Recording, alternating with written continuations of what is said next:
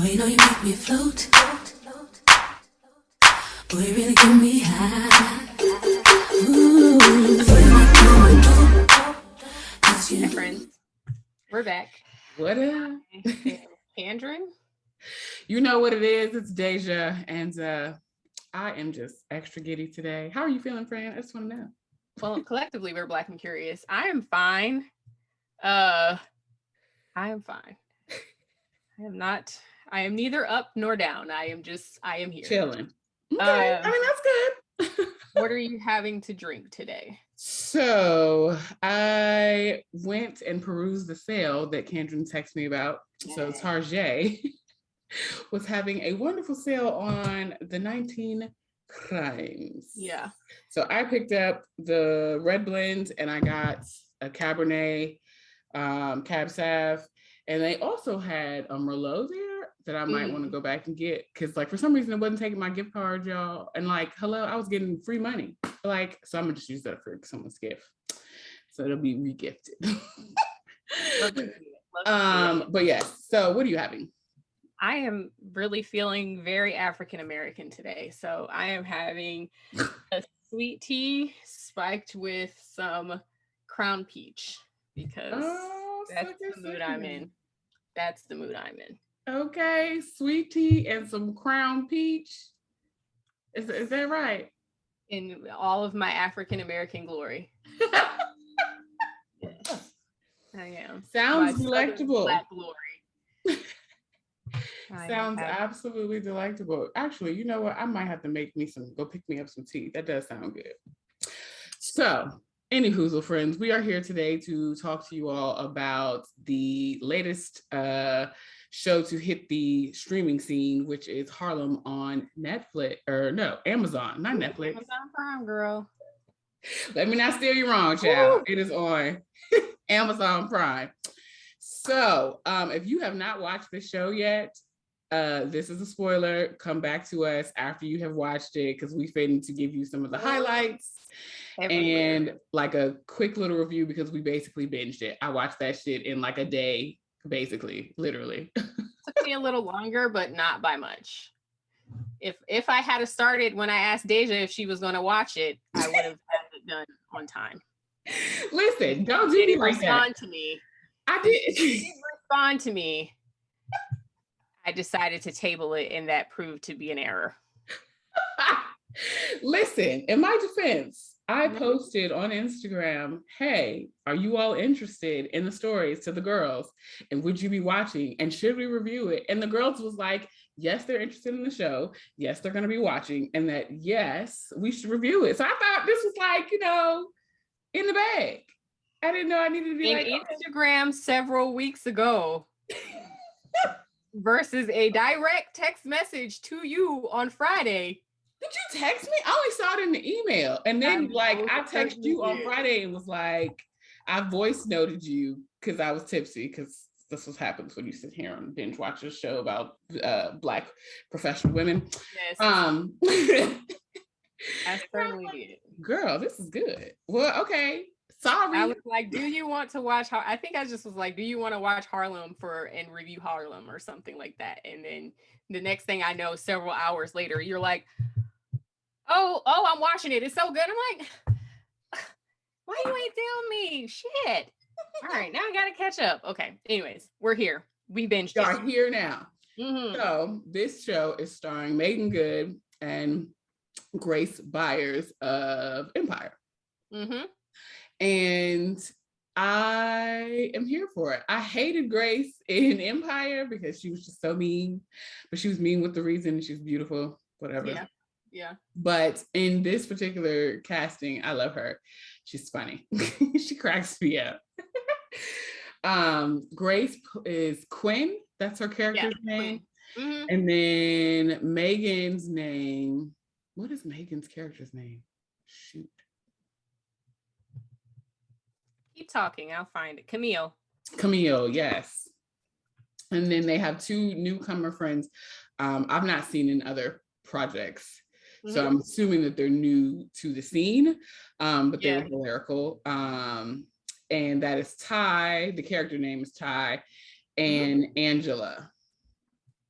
Angie rounds out a cast of 4 Black women. And what I also appreciated too was that they basically chose a spectrum of Black, in the sense of like, you have very, very fair skin, which is Grace or Quinn, and then Camille, and then Ty, and then the other young lady who's a little bit deeper in skin tone. But I love that they are portraying all the arrays of Blackness and in different facets. I really enjoy Ty's character, who is the more kind of masculine presenting gay woman to a degree, not necessarily. I think that she, my friend told me what the actual terminology is, and I cannot think of what it is right now. But they are the masculine lesbians, but they also are like androgynous to a degree. They still do like a little bit of makeup, and they, you know, like to look a certain way, so they're not fully on the masculine spectrum. Right. And so that's what character Ty is giving us, and I love her. I think she's fucking stunning. She is stunning. She's absolutely stunning.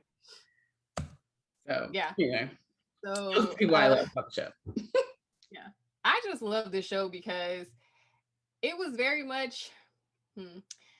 I could see myself, like a little of myself in each of them. Mm-hmm. I just loved it. Camille is like, a lot of her issues in life are things that I am either encountering currently or have encountered in the past, just in terms of like not feeling like life is turning out quite right. And we see Angie kind of toying with that at the end as well, of her being like, this is not, I was supposed to be a star by now, you know, like, and this is not going well for me. And I actually, even before we watched this, we had already planned to do like a whole entire topic of like how life is different than we had thought that it was going to be. So that will be coming up in January. Teaser alert. That will be coming up in January. We're going to do a deep dive on like exactly what life is versus how we thought it was going to be. And spoiler alert, it is different. I think it's different for most everybody. I was like,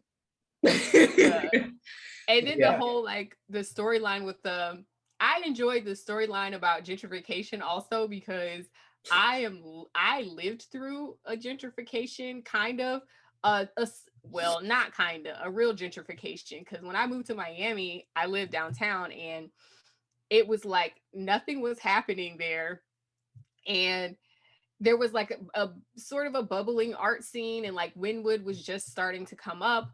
The design district was not. Like, I literally witnessed the entire design district being built. It was like galleries over there, and kind of it was just art galleries. There was no design or anything over there. So like watching all of it happen, and watching Wynwood going from a place where like I would like to go and hang out, and there were like art walks being tons of Black and brown people, and you know, just art, like real artists, like you get a sense that it's like real artists, to seeing Wynwood now become condos and commercial spaces. And like some of my favorite places have closed, and like when you're walking around, like I wouldn't even dare go to Art Walk anymore, but like I used to go to Art Walk like religiously. And then like, you know, watching your favorite places go away, and seeing ever more white people coming in, and it's just like, and like now I still will go to Wynwood because there's some food places down there, but you know, seeing now like the food coming in, not just from like local people starting up a shop there, you know, like there have been chefs from DC coming and opening establishments down in Wynwood, and one of them was my favorite when I lived down there. But it was like you see the whole turn. The real estate market is insane. Like you just see the whole turn of like, well, damn, like first of all, you see the heart leave a community, and like that whole thing about the restaurant closing down, and Camille kind of rallying against that. Turns out it was her ex-fiancés, but she didn't even know that it was gonna be a fiance. It was her ex-boyfriend's well, yes, her ex-boyfriend, you're right. And it was just like that whole thing was just like, damn, you know, like it stings, because it's like you I mean, I'm not from Miami, like I just lived through it, So, but also I like still feel very much like I want to be a part of it, but also like this is not really what I signed up for anyways. You know what I'm saying? Like I signed up for something artsy and cultural, and like now it's just commercial and overproduced. So it's like you want to live there, you want to be down there, but at the same time it's like it's not what it was anyway, so it doesn't really matter. It's not giving what it was supposed to give. Well, it did, but it's not giving. It's the thing with gentrification, right? It's like with all of the building up, it takes all of the soul out of the community. Yeah, I don't disagree with you, because basically you price people out. Yeah, you price a lot of the soul out of the community, essentially. So getting to the point of what Kandron was talking about, there is a scene, I don't know if it's like episode 2 or 3 maybe, where Camille is trying to impress her new boss because her previous boss got fired. And the new boss is Whoopi Goldberg, who a legend I love. Played the hell out of this role and played it in a way that was triggering, but go ahead. I just like Whoopi can do no wrong for me. I'm sorry. Like and so this is an aside, but my ultimate dream was to be in some sort of project with Whoopi Goldberg. Like when I graduated, when I graduated high school, I was I am technically still a National Honor Society thespian. And so when I did, like, before we got our pinning and our ceremony and whatever else have you,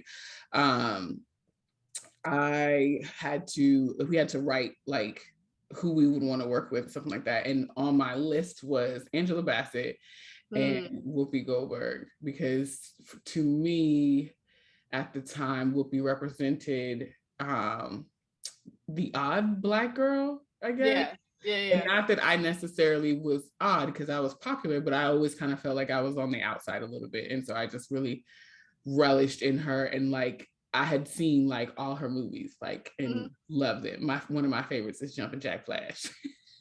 So like, total aside, but to see her in this role as is she a chairhead? What was her title? I think she's like the department head or something.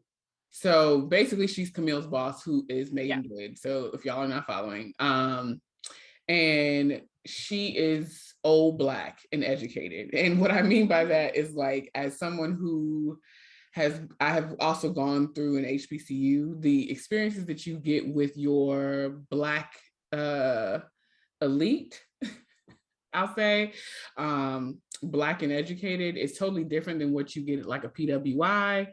The expectations that they have of us is totally different. Like, I have not ever been, when I was at the HBCU, I was not on the receiving end of criticism, because like I was raised right, as the educated elders said to me. But what I mean is, like, older Black educated people tend to be very hard on their youth because of what they had to come through, right? So like their experience is now leading the way in how they lead us. And Camille is us, right? Like, we are. By the way, we're going to do a deep dive on that Whoopi character, because triggered. But yeah, Camille is us, like, college educated, gone all the way on to be, PhD level, and she's a professor at Columbia University. And her classes are like filling up, and the students love her because she is in touch with the culture, which is what we need, period, right? But I don't think that what we saw, our elders don't necessarily connect to that, because they believe in grassroots work, whereas the environment that we're in 2021, and whatever the figmental world is, because we don't know the year that they have stamped for this program. Well, I think it's supposed to be present, because that 5 years ago was like on the brink of electing a woman president. So I feel like that was like the Hillary thing. So I think it's supposed to be present, or right on time. relatively. Okay. all of that to say, I triggered, as you said, with that character, because I've also worked under someone who was Black and in leadership, and it's just like my experience wasn't necessarily Camille's, in that I didn't feel disappointed or like I wasn't good enough or any of the sort. It was just my experience was, we don't mesh. Yeah. And I'm I think okay the with thing that. with yeah, I think the thing with Camille though, like the biggest thing with her was that she feels like she had earned it already. She felt like she had put in the work. Yeah. not even just that, like her previous boss, who was the previous person in Whoopi Goldberg's shoes, had told her that she was getting the role. So she was like, kind of like, crap. Like now I got, you mean tell me I got to start all over? Like I've been here, I've been doing the work, I've been tweeting and doing whatever you want to call that. And I think there's definitely a space for on the ground versus the Twitter fingers or what have you. But social activism. Right, social activism. So like there's space for both, but it was like, and again, we can talk about this later, but like it just felt like Camille finally felt like she was getting a foot in, and like her whole world basically got upended all at once. Indeed. So that was strange. Side note, I really liked the pacing of this show, and I really liked how a lot of them opened up with Camille in her classroom talking about current issues and social and taking social context. Like, and I noticed the social context coming, that it kind of flowed throughout the entire show, of like taking topics from Twitter and either poking fun at them or incorporating them somehow. So like when they were talking, like the episode about cuffing season, like that's really Twitter lexicon. Like you know that it exists, but that's really like Twitter lexicon of like cuffing season. Now she's teaching a class about cuffing season, and her friend is trying to track down some big bear of a man to have as her cuffing partner. Like it was a whole, it was like a wink and a nod to to social media culture. I mean, literally to the culture. It was definitely a nod to the culture. Yeah. I would even dare say that like I feel like we got almost a little bit of Girlfriends with this cast, like in a new way, in the sense of like it's 4 women, and they're all, well, it's 3 professionals and 1 who is just out here in the world, which was Lynn. So it gives me like Girlfriend's little sister, so to speak. I can see that. I just think what I appreciated about this cast is that the characters are like a little bit more nuanced. I felt like with Girlfriends, a lot of the stuff was like kind of heavy-handed. The characters were kind of in their box and they just were who they were. And it was just like, but that's also the writing of the times too. Right, exactly. So this is a more updated version, because like while Angie sleeping on what's her face's couch got on Quinn's couch, got on my nerves, it was also like, but I also get it. You know what I'm saying? Like I also get the going after your dreams, and like you respect people who are like gung-ho about their dreams. Let's talk about Angie and how she had found her soulmate, and then when she realized that nigga lived in his Escalade. Okay, so we talked about. First of all, no, I can't do this. And then that was the wake up call. She needed to be like, girl, like, yes, you gotta work. Pay the bills. Otherwise, you want me living in your car. If you did, she said, I ain't got no car to live in. Like, if you didn't have a friend, you wouldn't have nothing. You have nothing. Girl, that scene was everything for me. I was very much with it. Yeah. And you know what? So scenes that stood out, I'm just gonna go scene for scene right now that my brain is on it. Ty and the journalist who right? Yeah. I saw myself in time, in the sense that her argument with her partner was like, you have the privilege of feeling like nobody is looking and nobody is watching because that's the reality that you live in. But in my world, I am a gay tech dating app creator, and I created an app specifically for, I'm Black and gay, so I created an app for those who are like me. And then for me to be out with you, it's a complete slap in the face to what I have built and presented to the world at this point, even if I do like you, right? And so I understood her her stance in the sense that, like, Kandron and I grew up in like a military area. So it is very likely that on a day-to-day basis, you're going to see several multi or interracial couples and children and so on and so forth, and have friends who come from those environments, like families that are interracial. And when I was young, I never thought about it. It never like affected me in any sort of way. Cause I'm like, whatever, you love who you love, it is what it is. But as someone who is now in my 30s, I get tired thinking in the sense of like, from a straight woman's perspective, like there not being a whole lot of eligible Black men that are in my stature of like what it is that I desire. And then to see that like everybody's all coupled up interracially, sometimes it just kind of, you just be like, ooh, like it just kind of stings a little bit, and it shouldn't, but it stings a little bit in the sense that I know that I want to be with a Black man, period. Right.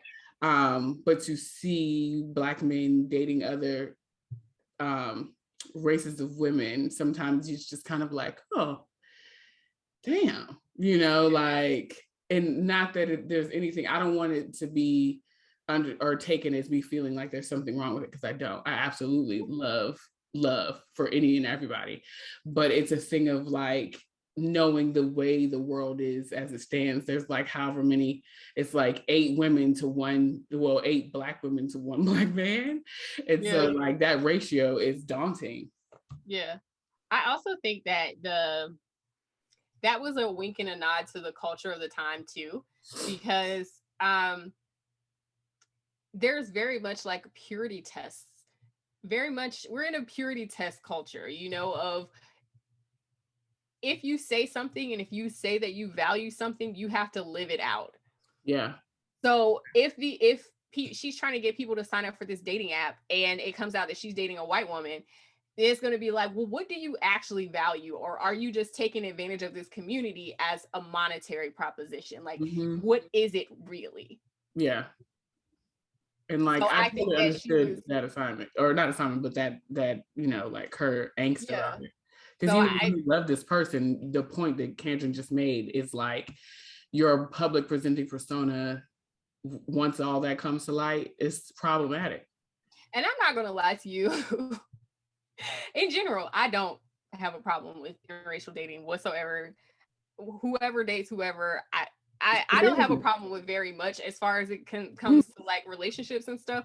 But I'm not gonna lie, sometimes when I find out that people who are like down for the cause and like everything Black and marching and all this stuff, and they're married to other people, I'm like, that's an interesting choice. Like, you know what I'm saying? Right. That's literally how I feel. Like, oh. I think about it, and it's not like on some disdain. If there were an ordinary person walking down the street, I would be like, oh, okay, whatever. I wouldn't even think twice. I wouldn't look. I wouldn't care. I wouldn't, whatever. Yeah. But if you're telling me that this is your value system and simultaneously you haven't